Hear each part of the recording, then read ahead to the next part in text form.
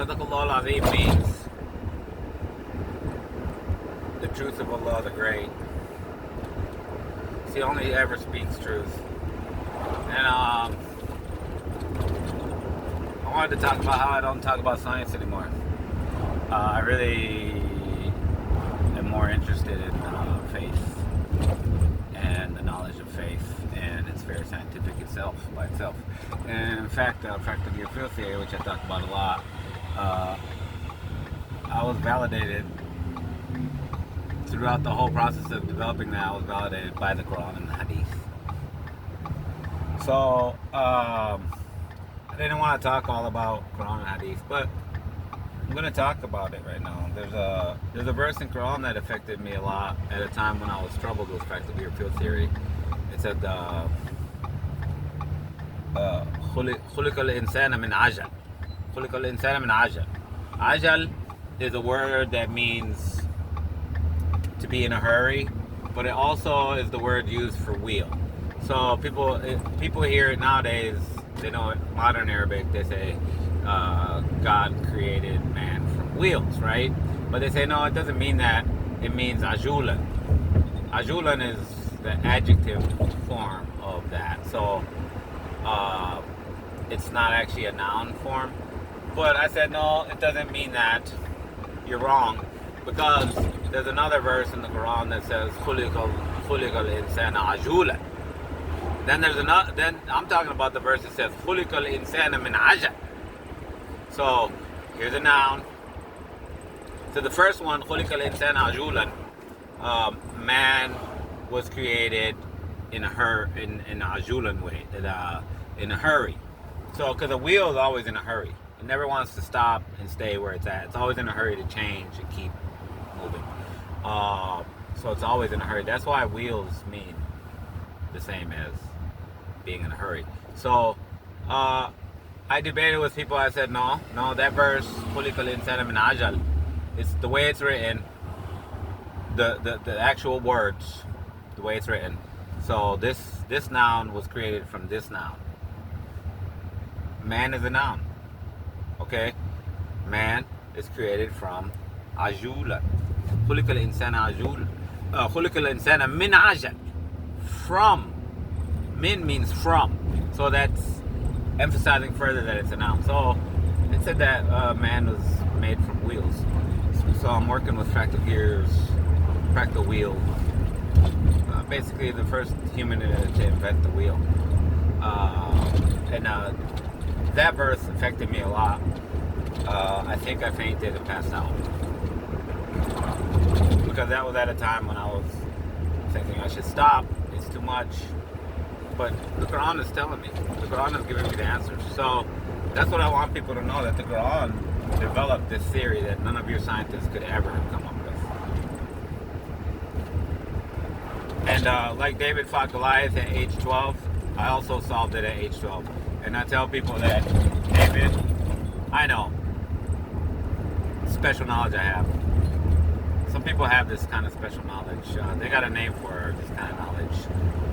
It's knowledge gained from experience and study. It's not knowledge gained from reading what God said or what the Prophet said. So I have this knowledge of fractal gear field theory, and that everything is made from these wheels. These wheels make everything. They make the universe, make the humans. And I also talked about how I showed that one of the blood cells, because there's like A, O, and B. There's 3 known ones, and then there's some really rare ones. But the main, the one that's really popular, I think it was A or B. I can't remember. But you can look at the maps, at the drawings of it. Your blood cell is actually a fractal gear. So when I say that humans are made from fractal gears, your blood cells are fractal gears, therefore that just proves it right there. if your blood cells are fractal gears, that means everything inside your body is fractally formed. That's just how it is. And I guess this whole video, the whole point of this video is to talk about like how I really just want to talk about faith. I really don't even want to talk about science and stuff. The reason why I've talked this science so much because it's part of Islam. The Ark is fractal gear field theory represents the Ark of the Covenant science, and in Arabic and Hebrew it's called al-tabut. Al-tabut means the tombstone, or the thing that you bury, because they always buried it because people were always trying to steal it. People always wanted it. And David fought Goliath over it because Goliath and his people found it and were able to steal it. And then the angels went and took it back and brought it to David and the prophet Shemuel and their king. So Goliath and his people wanted to fight about that. They don't believe in God. They don't believe in angels. So they just assumed that David and his people came and they stole it back. So they wanted to fight, and it was an army of 300,000 people. Like I tell everybody that how big Goliath was. Nobody really understands. Islam tells us how thick his skull is, how thick the bone on his skull was, and it's his head was the size of a tree, and it says it in numbers and stuff, but you can go read it. But it's so thick, it's so huge, and then like Dawood, as a regular human and not a giant, he looked like this big. Like if I'm Goliath, this is what David looked like. And the beauty of David versus Goliath fight, the most beautiful thing that makes me cry even till this day when I tell people about it, is everybody feared to fight Goliath. An army of 300,000 fell apart and turned into 3,000, and when the 3,000 that basically went to die, they knew they couldn't defeat Goliath and his army. His whole army was giants. It wasn't just Goliath who was a giant. It was him and all his people. And these people still live in the mountains of Afghanistan. And the proof is out there now. Like, people are talking about it now, and it's been declassified, so people talk about it. And the giants, there's giants, like those giants, that giant species. They have 6 fingers, they have red hair, and they're really super, super, super huge. And they live in the mountains of Afghanistan, and they fought American soldiers. So I just want to talk about the knowledge of faith, how really important it is.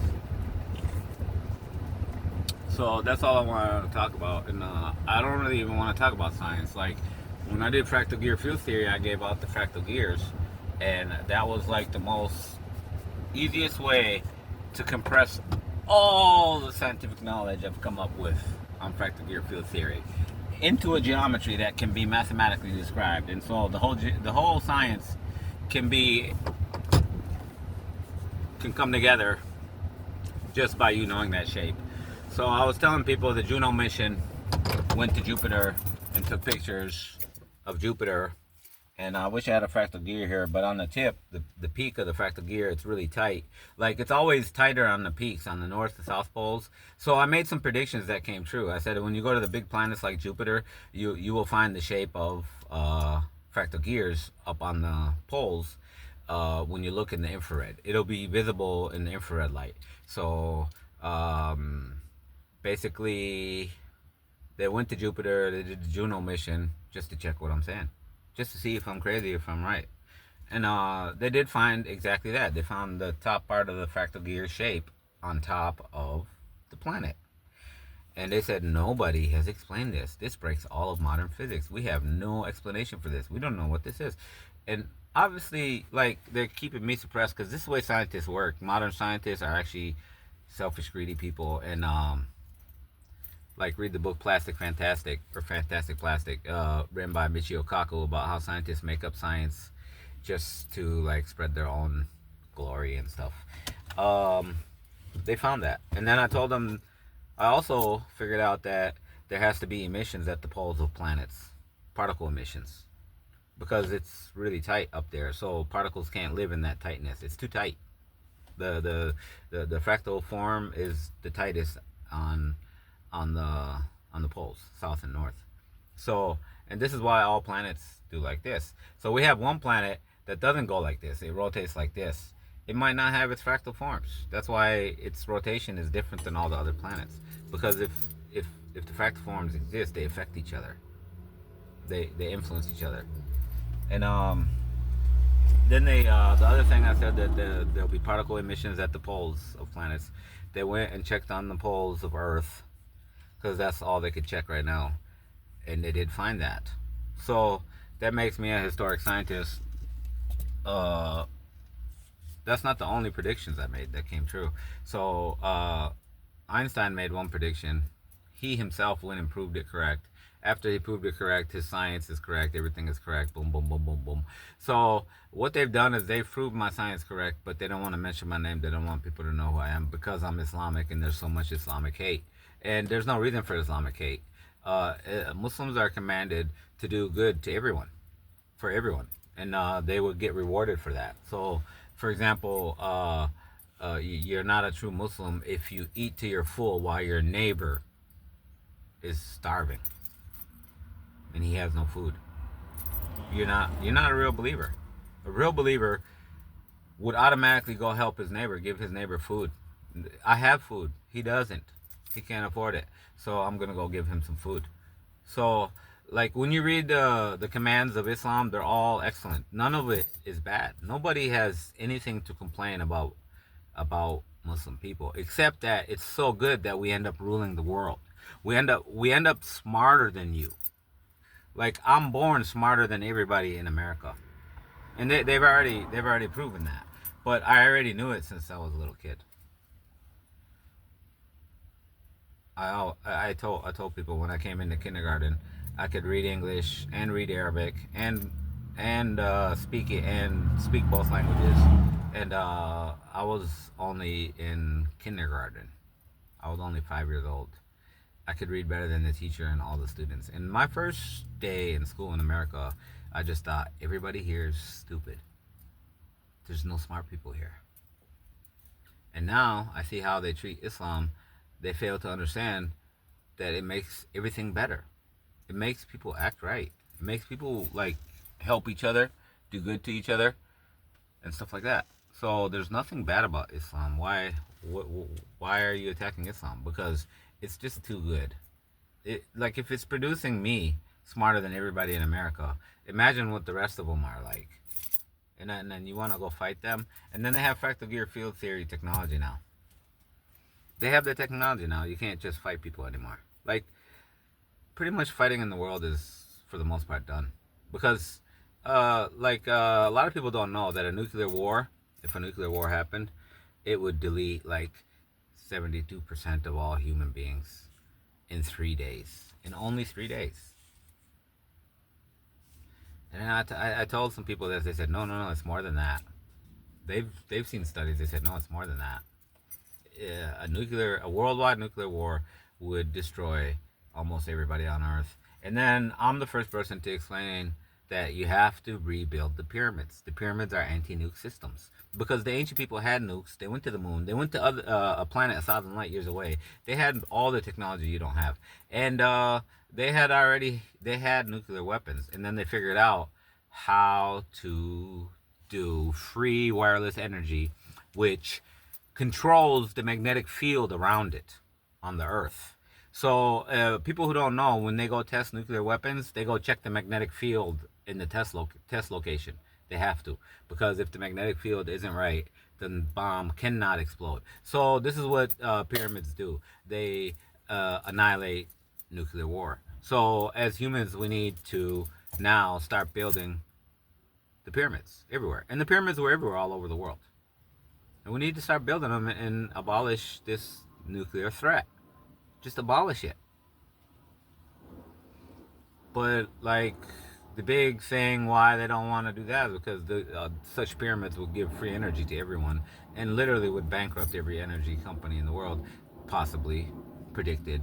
But they could have a new business of building pyramids. That's a whole new business all by itself. And they could have. I think humans are just scared of stuff in their imagination. It's not even real. So that's all I wanted everybody to know. Good night. Have a good day. Good life. Bye.